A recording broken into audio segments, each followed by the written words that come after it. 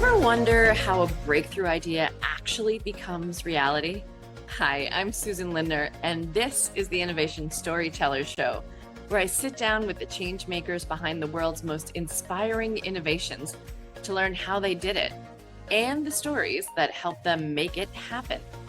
If you've ever had a big idea or want to tell yours in a more powerfully connected way, you're in the right place. I promise you'll get new ideas for how to tell a better story to your audiences too.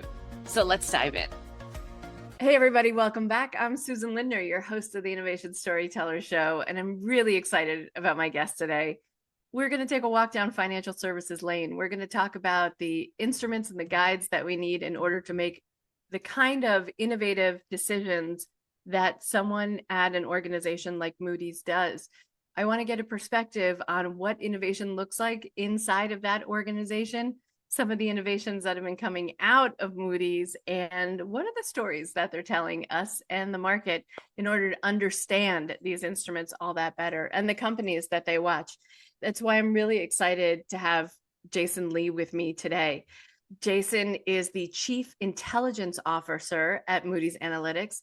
He's in charge of setting the vision for the capability and functions of all the products supporting USG Intel. He has 30 years of experience in national security analysis and financial crimes investigation. And for 17 years, Mr. Lee was an intelligence analyst with the FBI and detailed to the CIA and ODNI IARPA. Did I get that right, Jason? It's pronounced IARPA as a kind of a run-on acronym. IARPA. Got it. Okay. Rising to the rank of Senior National Intelligence Officer, a federal senior executive role. Previously, Jason also worked for the UBS Investment Bank and Guidehouse Consulting and founded security consulting firm Threat Playbook in 2018. Jason, thank you so much for joining me today. Thanks so much, Susan, for having me on the show. I've been a fan for a long time, and it's really an honor to be with you and talking about a lot of important issues that hopefully I can impart some lessons learned for our audience today. Well, I'm hoping you're going to divulge a lot of secrets for us today, Jason. Just let them all rip. What do you think? Hey, I'll try. I've been in classified world too long, so I've got to keep some secrets, obviously, but I'll share whatever I can. We appreciate the secrecy when needed. Jason, so nobody comes to innovation through the front door. How did you find yourself in this innovation space? Everyone has a unique origin story. It's just like being a superhero in the comics. And I think for me, I couldn't have planned it better if I tried. Every employer that I've had, and I've stayed pretty much in the large organization world my whole career, whether it's government agencies, large banks, large corporations. But every time a boss that I've had has actually put me in as being the startup specialist, an entrepreneur, if you will, within that larger company. So starting a new unit that would look at a new program, a new product, a new process. And everything comes at you a little bit differently every time you do it. In most of these cases, for me anyway, it was not a formal assignment. It was actually something that was more of a collateral duty where the boss said, we've got a couple of pain points that the customer or the stakeholders are looking to solve. Can you come up with new ideas? So it was all about ideation. And let me talk to you a little bit about kind of the roles that I've had in ideation, which is a range across of a spectrum along the lines of these organizations. Starting off when I was in the investment banking area, they wanted to see if they can create a fraud detection program. So it's not even a technology or even a tool, but just kind of coming up with a policy guide with different rules and concepts of the way investigators should go about vetting fraud. So I had to figure out a way to go over to other banks, rival banks, even competitors, and talk to these folks who just didn't trust me because they were thinking that I'm spying on their banks and just trying to say, hey, we're in it together as our bank and your bank are going to be faced with the same kinds of fraud, same kind of bad actors. Let's band Right. together to keep our industry safe, right? So that's Hmm. one area of ideation is just coming up with an idea, a framework of things that people care about. And then, of course, when I went into the government, working a number of different missions, whether it be counterterrorism or counterintelligence, my bosses there would basically say, can you come up with a new way to find data sources that the bad guys wouldn't know about, right? Can you actually uncover clever things that can actually help to interdict a threat from happening or actually identify the identity of an individual. So it was my job to really come up with a new mechanism to identify data sources, right, that nobody knew about before, or they might be just kind of out there in the open, but they might be used for different purposes. Like, for instance, a good example in the company that I'm in now is Moody's. We bought out a company in 2017 called Bureau Van Dyke, and that company had created a database that looked at economic and financial analysis, never thinking that it would be used for investigations until a couple years later,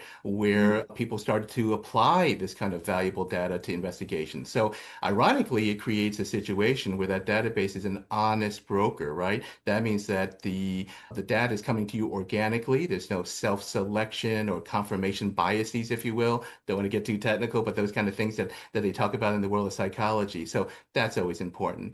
The one thing I guess I wanted to end your question here on is the fact that you have to be creative with what you do on the job, tapping into the talents of your fellow coworkers, looking into databases or resources, on the internet. And of course, my career started out kind of just as the internet was booming. I've been around that long. So you kind of go through the old-fashioned books and really figure out what were some of the lessons that were in other industries that you think are not applicable, but can actually be transferred over even in the modern, digital environment.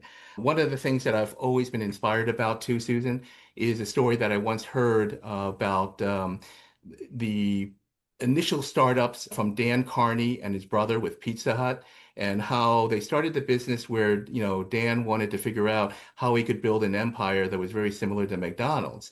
But because they started after McDonald's, they didn't want to copy the whole burger concept or even the process that was developed in Chicago by Ray Kroc.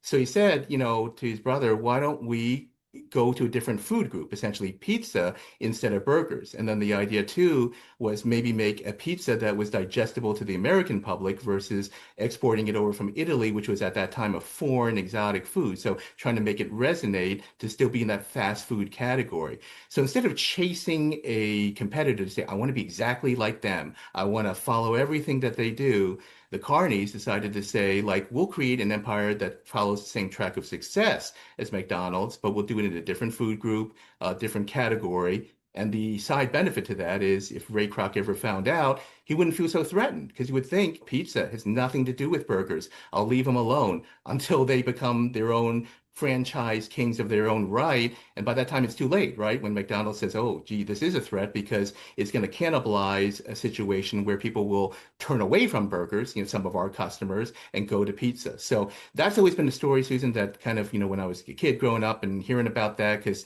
Pizza Hut was founded, I think, 1958, something like that, really inspired me to kind of be that creative, to think of it as if I want to kind of have the same success, how can I do it, but without being a copycat or without kind of chasing the dream, which is going to be skewing and biasing my optic on what success is all about. Okay, so I have a question for you. Absolutely. Who's the number one consumer company that is a consumer of kale in the United States? The number one consumer of kale. So I'm thinking this is probably a leading question. I'm thinking the answer is probably McDonald's, since I'm bringing up McDonald's in this conversation. It was Pizza Hut. And do you know what they used it for? So it's probably not a topping. I'm thinking maybe in the crust somewhere as a They binding. they lined the salad bar when Pizza Hut still had salad That's bars right. When they had as to sit down on garnish them. around the ice, and it was thrown away every night. Little did they know that Pizza Hut did not know that Right. they were sitting on the greatest health food discovery ever, and they used it as decoration in their salad bars. If they only knew, Susan, If that they kale would be called a superfood, they could have actually put superfood on all their ads, they and could it would have be had even green richer. juice. They could have put it as a pizza topping. There's so many options, and yet all they did was create compost. Congratulations, Pizza Hut. Wow, I learn something new every day. That's amazing. So I'm gonna add that to telling this Pizza Hut story everywhere I go now. So I'm gonna steal that Right. from you. And the answer is there's always room for more innovation, right? There's always ways to keep rethinking what we're doing every single day. But I love that story. You spend your time in the federal system. Let's talk about it that way, right? And did you enjoy that time? Was that like productive? Did it help you to focus in on, in your own analytics work and your analysis about how you drive change, how you watch big monolithic organizations move or not? Yes and yes. I mean, Mhm. I never thought I would go into the government. My dad worked for the government for 30 years. He was in the Army. He was working at Department of Energy, and he always wanted me to go in the government as well. And I guess maybe destiny works in funny ways because I wanted to go on Wall Street, and then I fell into government. So once I Hmm. did, though, I kind of really fell in love with it. I mean, to be quite frank, falling in love with what the public often gets enamored with, which is the FBI mystique and, kind of the other three-letter agencies out there that kind of do these cool missions. And, today's kids now watch all those Dick Wolf shows on TV, on network TV. So, you Guilty. know, Dun dun. exactly, right? Yes. or Yes, or please. at least Jason Bourne and all those movies at the very least, right? So to me, the federal government posed a lot of different challenges, right? It's all about the bureaucracy moving towards a lot of things that you can't control. So what I learned there is you have to kind of make the best of things by leveraging relationships, understanding how the organization is designed, right? Every division within that agency has a little bit of a different subculture. So you have to really go around and figure out what the motivators are when you're trying to get that buy-in, go office to office and customize. And I think Hmm. to me, what I learned most about being in the government is the first day I was on the job, Susan. There was a 70-year-old, a really quiet gentleman, but a big personality, even though he's quiet. His name was Bob. I'll leave obviously his last name out. But he was in the bullpen and he was a non-supervisory employee, but he wanted to have that grandfatherly presence to a lot of the 20-year-olds coming in. And he was kind of a little bit philosophical. And again, being kind of my late 20s there, I blew it off like any 20-year-old would at his advice. But his advice was one line. It's Jason, everything in life is temporary. And what he meant by that, Susan, and it's like anything else when you're told as a 20-year-old, you don't realize it until you get to your 40s, your 50s, what that really means and how accurate he was. So what he was trying to say is in the good times, when you're really rocking and rolling, having all these ideas, getting that buy-in, your boss loves you, you're getting paid the big paycheck. That's not going to last forever. You better find a way to kind of ride that wave, maximize it to your advantage. But the same way is true with everything that's negative in life. The things that happen bad to you, you get a bad boss, you get a bad performance rating, you lose sales, whatever that might be on the job, you got to realize that's not going to last forever as well. So I guess, a lot of people call that living in the moment from a life coaching standpoint, but from a business coaching standpoint, it's all about understanding and having your own self-awareness about what's happening to you in the context of everything else in the bigger machine. And what do you need to do to alter your behavior on the positive side to keep the good streak going? And on the negative side, how do I turn around that little dip, right? You want to make sure that that little dip is as short of a temporary time as period as possible and being able to kind of will some things to happen. Again, a lot of things are out of your control, but again, if you're creative, you do the right things, you have proactive initiative, you talk to people, you try to do networking, you try to do all the right things, you can kind of limit some of those troughs and kind of experience more of those highs, more highs than lows across that career. Yeah. Well, I mean, I guess the only thing we know for sure is nothing is permanent except change. That's absolutely true, right? Yeah, Even though it's a cliche, people wouldn't have made it a cliche if it wasn't true. that's right. So tell us a little bit about the innovation that you're working on at Moody's. Absolutely. So I don't want to throw out any products or anything like that. The basis is really about kind of the work and the cerebral nature that goes behind a lot of the great ideas that we have. That's none to my credit. It's a lot to our data scientists and to our engineers. One of the things that's been innovative is getting into the area of models. So everyone's talking about AI right now and what that means for work in general. A lot of times LLMs or large language models, for those who may not have a technical background, are utilized to do workflow management, make sure you can wrap your head around large amounts of data so that you're not overwhelmed as a human being. What we're more interested in, and maybe it's because we're a data company filled with nerds and looking more at the analysis side of things, and of course me being an intelligence analyst previously, so kind of double downing on the analysis piece, it's all about the reasoning. So there's another kind of LLM out there called large reasoning model, and what that's a fancy word for is essentially baking in the human logic process, right? So there's three kinds of analytics, if you will. There is deductive analysis, inductive analysis, and abductive analysis. And in each one of those camps, it's the way that the human actually reasons out a series of assumptions and then comes to some kind of conclusion in a structured way, right? That's scientific. That means that you can kind of replicate it again and again to try to get at least a very similar, if not the exact same answer. That'll show you that there's accuracy in whatever that answer is, and you can match the ground truth, as they call it, in the answer key.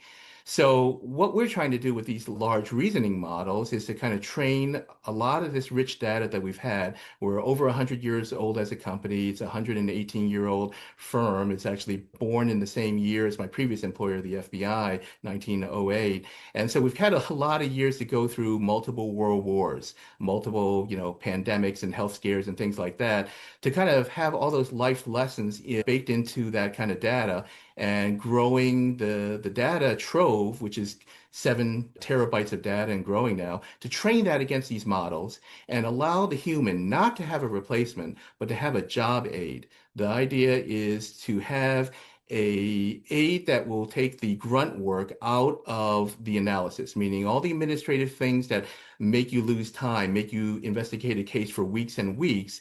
Let's let the computer handle those because that's low-hanging fruit. And then the human operator can reserve their time for higher levels of thinking that really inherently a human being should be doing. So I think a lot of the critics who actually say that, hey, AI is not ready for showtime, it's not being able to allow me to lay off these number of experts who've been working for 30 years and replace them with the algorithm. I don't think, in my opinion, Susan, that's what we want as a society, because essentially, if you rely on the algorithm 100% with no auditing, what happens when there's an error in there and now you're relying on an error in the national security area for a life and death situation?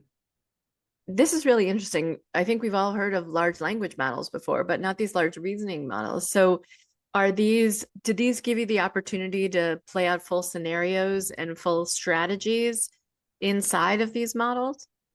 For sure. So there's a technical term in the computer science world called chain of thought. That's really Mm, the idea of what the computers can handle today, where you can kind of take step by step. It's more like what we would say as a human being, if-then analysis. If the following assumptions, then the right? following conclusions. And then you kind Uh-huh. of add additional steps along the way to add to the recipe to get to a final answer. Hopefully, as these reasoning models will kind of be able to do more flexible things. So qualitative analysis, as you said, accommodate for multiple scenarios. So you can imagine asking a computer saying, hey, I only know that a certain kind of building, again, it was the World Trade Center for 9/11, or you can choose any building that you want, may be a attractive target for terrorists. And I do know that, that there are certain terrorist groups that believe that particular building is of value or symbolic for some reason. Can I take just some of these very, very random factoids about the who and the what, put them into an algorithm and give me a scenario of what these particular actors who might have some kind of fascination with this particular targeted building might be trying to do to that building, right? So not to say that if we had these kind of capabilities before 9/11, 9/11 would have been prevented, right? That's a loaded question because there's a lot of different factors in there, but it at least would give everybody that scenario analysis that you were talking about, Susan, where you can actually outline multiple futures, they call them, right? Multiple ways that the future Mhm, can unfold. Then the human can mhm. take over to kind of noodle on that and say, well, I don't necessarily believe the computer was right in these 4 different scenarios, but it turns on the light bulb and says, that gives me an idea, me as a human being, that this idea, if you added in a couple of additional details to it, this is the more reliable scenario. So the whole idea is it's all about tipping and cueing, as we say, which means it's a tap on your shoulder, Susan, where you say that I think this is something important you human being needs to focus on. And maybe I haven't gotten the scenario exactly right with the four that I spit out because I'm only a computer,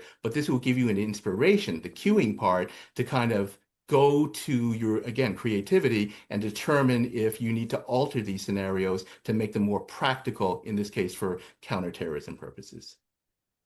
So when you're getting into financial modeling and you're getting into a space like, in the areas that Moody's works in, can you talk to us a little bit about, as an analyst, how you're using these models too? It's fascinating. Oh, absolutely, Susan. I could talk about that all day, in terms of exactly how following the money has been so critical to all threats. What's interesting about models for what we call business activity information or business activity intelligence Hmm. is that it falls into two camps. One is the status of the businesses, when they were founded, how many founders are there, right? How many offices or subsidiaries do they have? They're more binary answers that actually have a right or wrong. Then there's these activity-based answers about a business of what markets are they selling in, right? What kind of tenders or merger and acquisition activity are they doing? So it's more qualitative. You can't really answer a particular question with a model saying it's one, two, three, A, B, C. So for us, when you do financial modeling, what is the most important part is A, the provenance of the data to make sure that it's coming accurately from a particular source and that it Hmm. actually is able to speak to a variety of things, not just one dimensional, talking to one aspect of the problem you're looking at, whatever that threat might be. It could be a cyber threat, again, terrorism, money laundering. So the key is that financial data is not only used for financial crimes. A lot of people think that, right? Because if you've got money and business, you can only talk to other kinds of money and business wrongdoings. Not the case at all. It actually allows you to see those activity footprints by the bad actors, the people who are doing those financial crimes, what they may be doing writ large. So I'll give you a clear example. You can actually use a model to model money laundering or, again, layering, they call it. That means that you're actually trying to obfuscate and hide the financial transactions. So that's financial.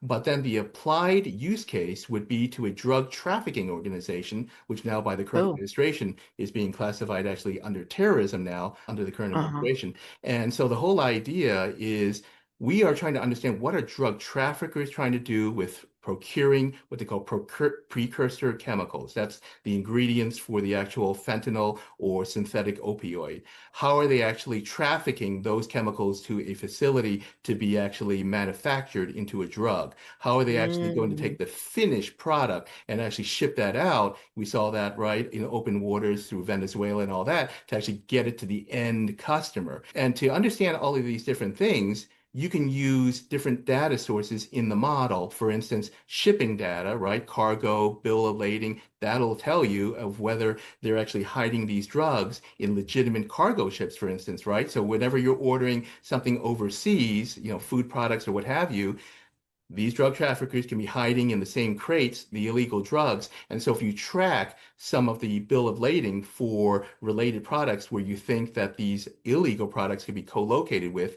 now you're able to find the location of those illegal drugs. So to me, that's what it's all about, is having your model be dynamic enough to track the financial information, but having a realistic view of what goes on in parallel, like drug trafficking, organized crime, could be human trafficking, these non-financial crimes, non-inherent crimes that can be tracked through the financial behavior of those non-financial crime actors. Oh, interesting. Wow. And so companies really need to have an understanding of these kinds of threats that feel hidden and submerged, right, in the course of doing business, and they rely on you to find these things for them. Is that right? Absolutely. It's a game of utilizing subject matter expertise. So at least for Moody's and many other companies across our industry do this as well. So it's not just inherently our company. It's hire former government analysts, former, even in other verticals, right? Former bankers, practitioners, essentially, right? Who, for whatever the problem space is, they actually previously had the customer's job. And that's really the only way to solve the problem, right? That you actually have done the job before, so that when you use that creativity, come up with the innovation, you actually know what the customer is going to need, what their pain points were, even if you've been far removed from your job, right? Kind of dated, you've been retired, or you resigned from that previous job, 5, 10 years ago.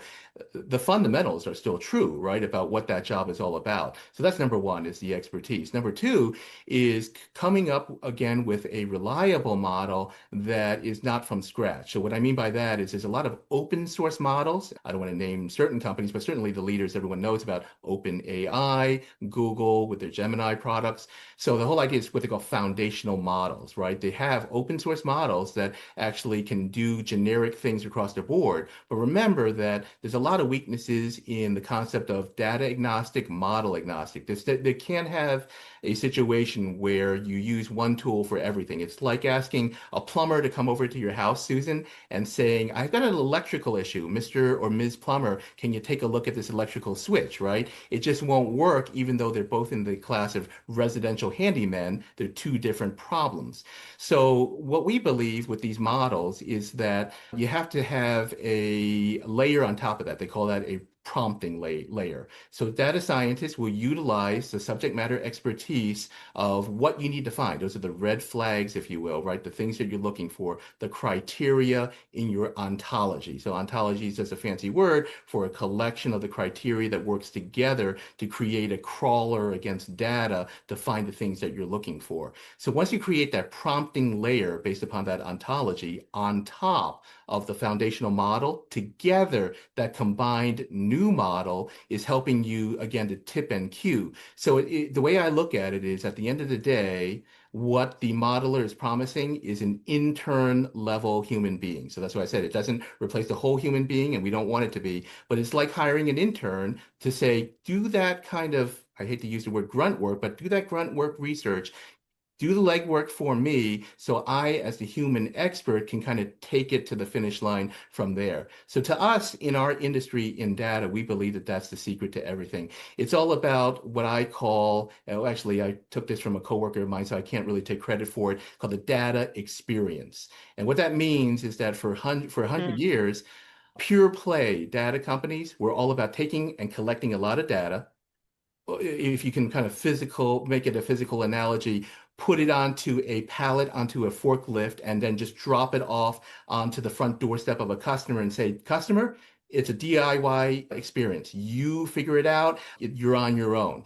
You can't do that anymore, because data is not as small. It's a big data problem. And also the data is so specialized, so technical, half of these data fields, the customer doesn't know what they are. So the data experience just means that you need to take, if you don't have consultants, so certain companies do not do professional services regarding elucidating their data, and Moody's being one of them. So therefore, you're going to have to bake that into the product itself, meaning the algorithm, the robot, if you will have to do that Sherpa activity for the customer to have some of those guides. So now when the data is dropped off with the technology, this little automated guide, Sherpa, the user will be able to run, and by pressing a button, the Sherpa will run through that data and give them the basics of what they're looking for, while leaving the rest of the process to their own subject matter expertise as a human, like I said, to run it the rest of the way to the finish line. And that's the best sweet spot that we believe can be possible. And hopefully, like I said, even as technology advances,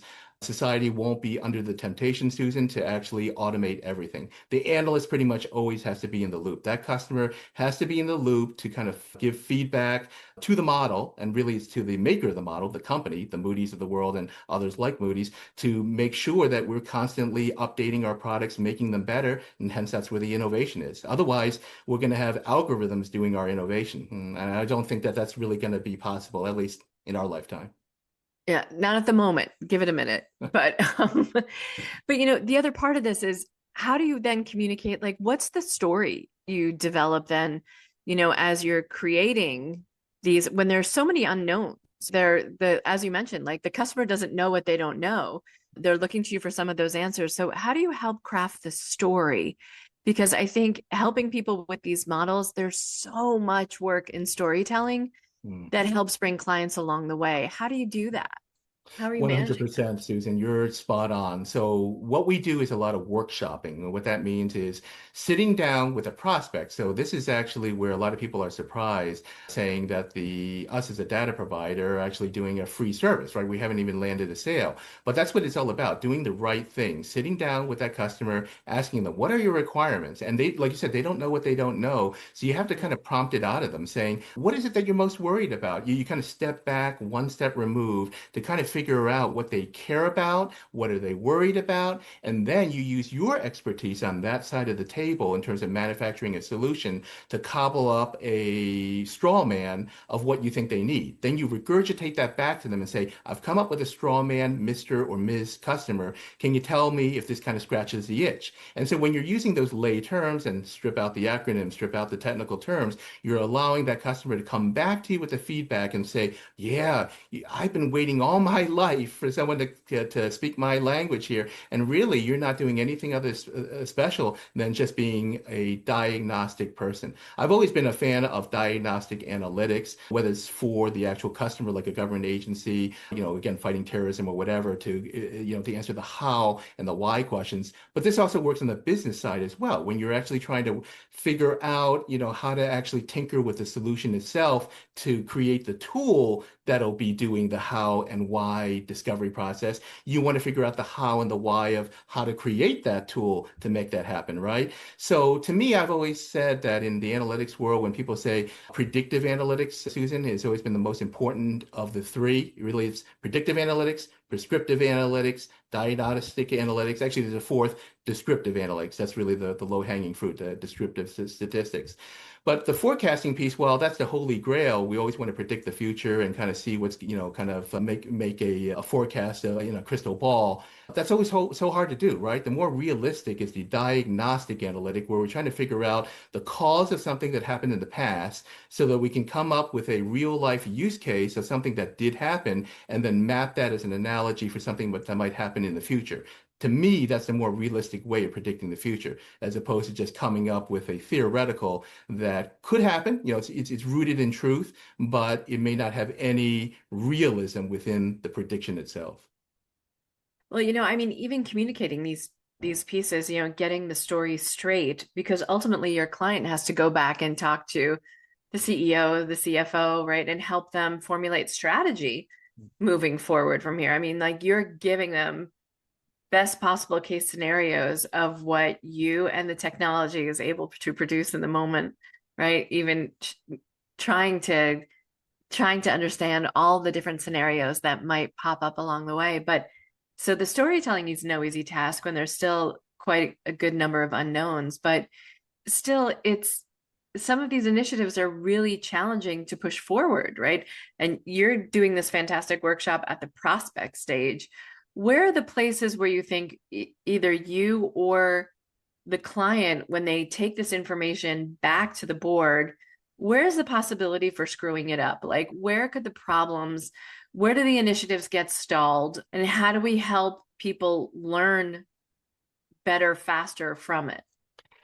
Susan, the list is almost endless. I say that a little bit facetiously, but that's so true because especially when you're in a large organization creating the solution, there's so many parts of the organization that you have to get buy-in, right? So one is financial, the budget. Can you actually articulate, hey, why do we need $5 million for this, right? Someone who's never been an investigator would say, way too expensive, 5 million. You could do this with 1 million, Jason, right? And I'm kind of saying, I don't think so. When I was a customer on that side, I know when I talk to vendors, kind of what I was paying at that time. And that was 5 years ago, right? So that's budget. The other part of it is, again, convincing and managing expectations of the bosses, right? The bosses will have KPIs in mind with kind of the best case scenario. They're not looking at a range of possibilities of how things can play out. So they're basically saying, hey, success to us means a KPI of getting, let's just say, 50 customers. And on average, it's a revenue of $1 million a customer. And sometimes you have to kind of tell those business decision makers, you can't look at it purely from a business standpoint, textbook of what we like to make for our financials, for the financial statements to make our earnings and all of that, you've got to look at what realistically we can develop as a capability, what people are willing to pay for. It's all about economics, right? Where the optimization is between supply and demand. And then you also have to kind of convince your own bosses, again, of the value proposition. Sometimes when you're in a cottage industry and that company that you're working for services multiple verticals, right? So your cottage industry is only one of many things that your employer does. You have to educate those bosses to say, in this little vertical that you have me handling, boss, there's these little intricacies in that cottage industry that don't work like the other four verticals that we have in the company. And if we don't navigate to customize these things, we'll either alienate the prospect, will look a little bit odd compared to the competitors. And so maybe if we look odd, we're going to lose a lot of trust, right? This is a big time trust business in the data area, because when you're talking about selling something like data, other than the technology that comes with the data, you're not really selling a widget, right? When you're making a car, you can easily say, look, we can be consistent with the rest of the industry because every car is going to have a sedan anyway, four doors, four tires at least, right? Every car's got to have an engine, cup holders, right? So we all know that that's a major important thing to most people. I'm kidding, but the whole idea is that with that widget, you have consistency. With data, not so much, because you can't touch data, right? It's metaphysical. So you have to, the lesson of the story is tell the bosses what the terms of reference are, what the customer is expecting of it, and then providing some kind of realism to them about how much money can be made based upon those requirements. And again, how long is the runway? So I always believe, Susan, about lasting change when we're talking about innovation for a generation. A lot of the bosses, because they may not be there for a long time, they may be on the older side, retiring, or they're going to take another job in another part of the company. They're short-sighted. So they just want to basically say, what can we do to create a differential in the next year or two? And it's my job as an innovator down in the basement, in the trenches, working these issues to say, sir, ma'am, we can't think like that. We got to think about what is generational change, or at the very least 5 year, 10 years worth of change, that we can create revenue, a steady stream of it based upon some kind of tweak that we do to our product, due to the process, due to the experience. So this way it sticks. A lot of people say in the business world to make it sticky, right? Make it sticky means that give a motivation, most cases, to the client to not get rid of you, right? To make sure that the renewal the next year, if it's on a renewal basis, again, like how data works, that you get that renewal, and the same thing happens in the manufacturing world too. I hate to be critical, but I think a lot of people know this is to be the truth. Things like refrigerators, right? Again, cars, things like that. There's a thing called intentional obsolescence, which means that, remember in the old days when the Maytag repairman said, your washer and dryer is built to last, this thing is going to last 70 years, you'll never have to buy one again, because they were really figuring out that the selling point was the quality. And they got that right. But the problem is they got it so right that it's when you build something that's so good, no one's going to buy something new from you for 70 years. Okay, I'm exaggerating here, but the whole thing is now this the idea of built-in obsolescence means that the engineers actually design something to fail on the 10-year mark, 11-year mark. You can just look at it in your own home when your furnace goes out or your water heater, and you say, how come it's like almost on the anniversary, 9 years ago, 11 years ago? There's a pretty good reason for that that goes beyond coincidence. So, some of those things where people kind of factor that in there could be both good and bad. Like I said, the example I just used is kind of a little bit of a shady thing that companies do to kind of time something to fail, meaning do it on purpose. So you have to buy something new. But there's a good version to, again, being that strategic as well. And like I said, that's planning for your product to at least be useful for a 10-year period or something like that, at least a substantial amount of time before you have another renewal. I want to ask you, you have a very unique vantage point, Jason, of where you sit, with access to a lot of data, a lot of very interesting models, and a lot of fantastic clients who can give you back insights that you might not have, that you can feed back into these models. What do you think is weighing heaviest on innovators inside of large organizations today?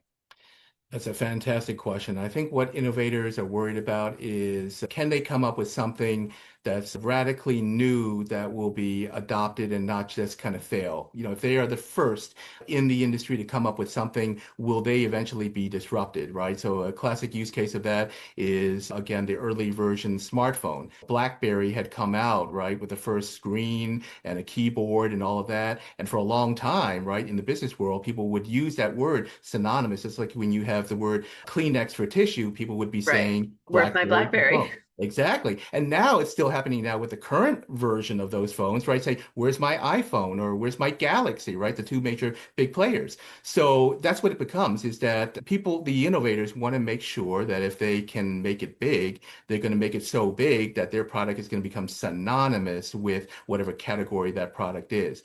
I think we're also worried about two other things. So it's really trifecta. That's the first leg. The other two legs of the stool, Susan, is designing something that's going to be easy for everyone to understand how to use. So even though the capability is fantastic, right? If it can't be integrated in a way that's going to be usable or practical, people will abandon it, right? And this happens all the time in the software area, for instance. I don't know about you or anybody in our audience who gets easily annoyed by two-factor codes that get sent to your text to your cell phone text, passwords when you have to reset them, you have to do multiple processes.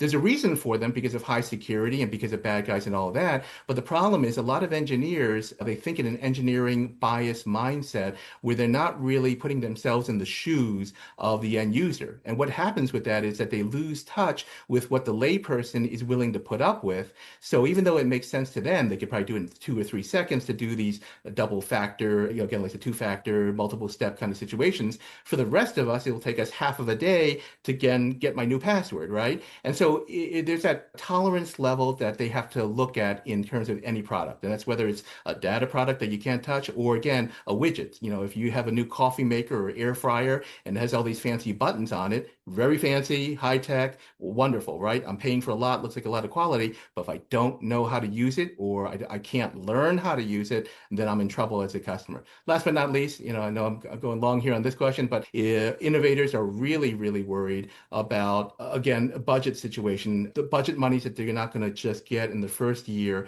but what are they going to get in each subsequent year when they make updates to their products to continue enhancing it? Sometimes bosses will get a little bit antsy and impatient and say, you know what, you proved your case in the first year and that was worthwhile the money, but should I really be still giving you another $1 million budget for this year, next year after that? I've got a lot of other products, Jason, a lot of the program managers, project managers like yourself who are asking for the same money, and they want to be able to provide innovations to their little widgets as well. So really you have to kind of make the case, again, of what minimally you need, and you got to stand your ground. And then again, it all goes back to the customer. I hate to say that workshopping, the requirements. Our CEO, Rob Fauber at Moody's, is famous for saying, be customer obsessed. A couple other companies use that word too, customer obsessed. You have to do it organically to do it right, which means don't just come up with a product to put lipstick on the pig, force it onto the client saying, hey, I made this thing, so I've got a solution where I'm looking for a problem. I need to sell this. Bad. You're putting business before everything else. You need to provide the solution, something that a mousetrap that actually works, meets the requirements, something the customer asked for. Customer obsessed. I love that. And it's really how we have to be customer obsessed while also trying to stay 3 steps ahead of, I don't know, changing currencies, geopolitics. Like every innovator is currently dealing with this kind of undulating tide that none of us are on solid ground, right? So we have to be really customer obsessed with the client's concerns and worries, right? About what's most impacting them. Is it tariffs today? Is it introduction of Bitcoin? Is it AI taking over our customer service departments? Is it like whatever that thing may be for customers? So with that in mind, I want to ask you the 3 questions I ask everyone who comes on the show. Jason, what do you think is the greatest innovation of all time? You know what? I always love this part of the show because I always thought to myself, what would that innovation be? And I think it goes back to what I alluded to actually in a previous question, 2 questions ago, is the cell phone. So The cell you phone. probably remember the clip. I forgot the gentleman's name, the CEO sitting in a little Dodge K car, right, for the first time ever with this big brick phone, right? And a whole crowd around him. And years later, they actually used that same clip in a commercial talking about, the innovation in the telecom community, the telecom industry. And to me, I think that's the biggest innovation, this idea, right, where we were all, again, I'm dating myself, unfortunately, but remembering the good old yellow or green phone that hung on your wall, that you either press buttons. I don't even want to go there with the whole rotary. Half our audience won't even know what a rotary is, but the the idea was you had to be home, right, to do a phone call. When you were a parent raising your kid and you allowed your son or daughter to go to the arcade or what have you, you had to trust that if I didn't hear from my son or daughter for an hour or two, that nothing bad happened, a kidnapping, what have you.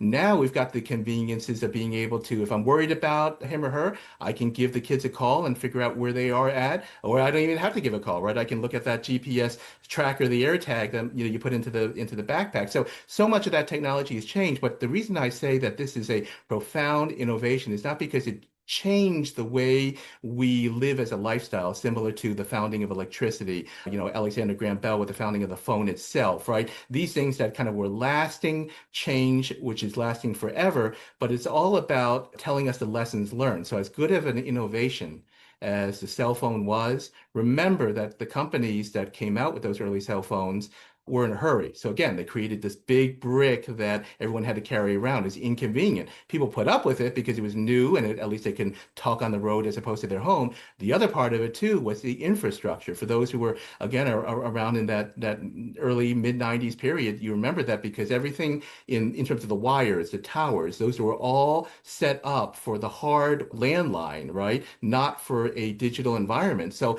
those digital environments would actually have to coexist with the old-fashioned technology and in a technology where you had to worry about local phone calls versus long distance, right? There was charges for between the both. You didn't have a flat fee. So how would cell phones be able to kind of differentiate that and at least in the early days copy the same kind of fee structure, right? So come innovation comes actually problems because the rest of the world hasn't caught up with you, right? So to me, that is, Susan, the biggest innovation that I always go back to as the one that I care about, both as lessons learned for what you should do, right? The great product that they've come up with, but the things that you shouldn't do based upon forcing the rest of the world, the rest of the industry to kind of come along with you when they're not ready. So it's all about kind of striking the right balance. And then, of course, the other story that I just told earlier in the program is the Pizza Hut story. I always say that the food industry is very fascinating, where you find a lot of these, what people would think of mundane products,